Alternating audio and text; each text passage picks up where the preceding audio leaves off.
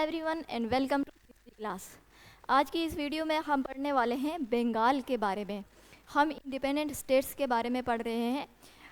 Hyderabad and Karnataka के बारे में पढ़ लिया। अब हम पढ़ेंगे बंगाल के बारे में। बंगाल इंडिपेंडेंट कैसे बनता है। अब सेंट्रल अथॉरिटी जब वीक होती है, सेंट्रल अथॉरिटी के कमज़ोर होने से इसका फ़ायदा उठाते हैं taking advantage to capable man. कौन? Murshid Quli Khan and Ali Vardi Khan. Central authority जब वीक होती है, सेंट्रल अथॉरिटी कौन? मुगल एम्पायर। मुगल एम्पायर के कमज़ोर पड़ने से जो बंगाल के जो टू कैपेबल मैन हैं, कौन? मुर्शिद कुली खान एंड अली वर्दी खान, ये इस चीज़ का फ़ायदा उठाकर बंगाल को इंडिपेंडेंट बना देते हैं। Made Bengal virtually independent. अब मुर्शिद कुली खान जो है ये गवर्नर है बंगाल का। 1717 में बंगाल का ये गवर्नर है और इस टाइम ये अपने आप को फ्री करता है हिमसेल्फ फ्रॉम सेंट्रल कंट्रोल से।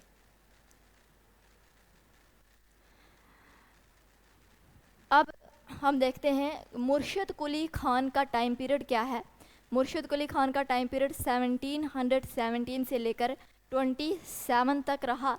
उसके बाद आता है इसका सन इन लॉ शुजाउद्दीन। शुजाउद्दीन आता है। शुजाउद्दीन का टाइम पीरियड है 1727 टू 39।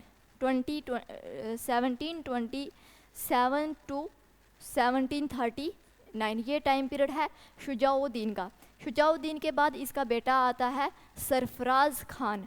सरफराज खान को अली वर्दी खान मार देता है, किल्ड बाई अली वर्दी खान। और अली वर्दी खान का टाइम पीरियड आ जाता है 1739 से 56 के बीच।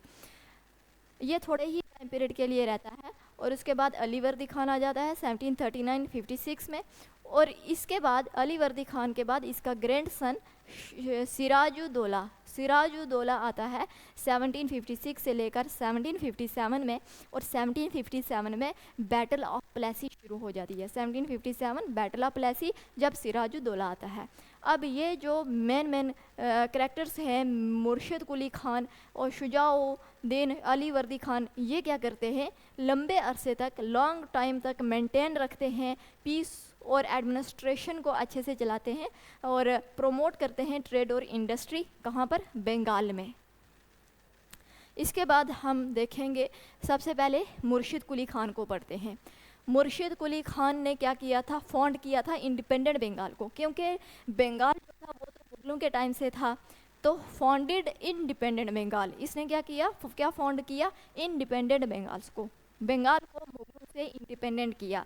किसने किया? मुर्शिद कुली खान ने। किसने किया? मुर्शिद कुली खान ने।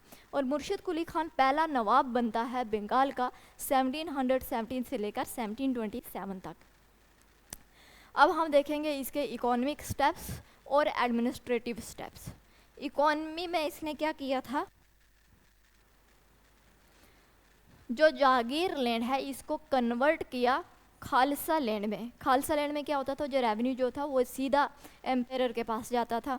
अब जो रेवेन्यू फार्मिंग इजारा सिस्टम है इसको इंट्रोड्यूस किया मुर्शिद कुली खान ने बंगाल में। ये इजारा सिस्टम क्या है? रेवेन्यू फार्मिंग क्या है? इसमें क्या होता था? जो गवर्नमेंट थी वो बोलती थी कि मतलब जो मुर्शिद कुली खान है इसका ये इकोनॉमिक स्टेप था। इसने रेवेन्यू फार्मिंग को लाया था, इजारा सिस्टम को लाया था। इसमें फिक्स अमाउंट पीजेंट्स, जो पीजेंट्स से रेवेन्यू लेते थे, कलेक्ट करते थे, उनको फिक्स अमाउंट बताया गवर्नमेंट ने कि आपने इतना अमाउंट लेना है। किसे? पीजेंट से।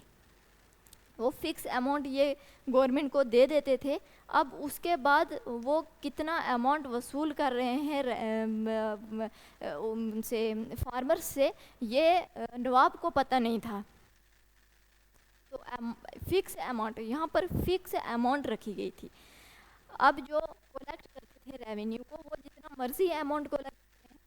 इससे क्या होता था? जो फार्मर्स थे, किसान थे, उनका एक्सप्लॉयटेशन हो रहा था।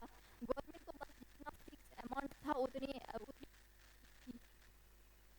रकम वो दे देते थे। अब उससे एक्स्ट्रा रेवेन्यू जो है वो वसूल कर लेते थे पीजेंट से। तो इससे क्या होता था, पीजेंट्स का एक्सप्लॉयटेशन हो रहा था।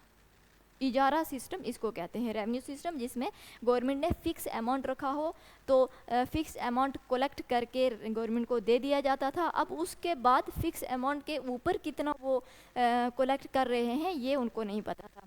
ये पीजेंट्स को सुप्रेस कर रहे थे, पीजेंट्स का एक्सप्लॉयटेशन हो रहा था। इजारा सिस्टम इंट्रोड्यूस किया। फिर ग्रांटेड एग्रीकल्चरल लोन दिया गया पोर कल्टीवेटर्स को। एग्रीकल्चर लोन को क्या बोलते थे, तकावी। क्या बोलते थे, तकावी। पोर कल्टीवेटर्स के लिए ये लोन जो था ग्रांट किया जाता था। अब हम देखते हैं इसके एडमिनिस्ट्रेटिव स्टेप्स क्या थे। एडमिनिस्ट्रेटिव स्टेप्स में ये इसने क्या किया, इक्वल अपॉर्चुनिटी दी एम्प्लॉयमेंट में हिंदू एंड मुस्लिम्स को। और दूसरे नंबर पर लॉ एंड ऑर्डर को मेंटेन रखने के लिए थानाज और चौकीज बनाए गए सेफ्टी के लिए। उसके बाद कंट्रोल फॉरेन ट्रेडिंग कंपनीज के ऊपर इन्होंने अपना कंट्रोल रखा। और फिर जो मिलिट्री थी मुर्शिद कुली खान की वो इतनी अच्छी नहीं थी। Military neglect to build strong army, इतनी स्ट्रॉन्ग आर्मी इसने बिल्ड नहीं की हुई थी। उसके बाद हम देखते हैं अली वर्दी खान को।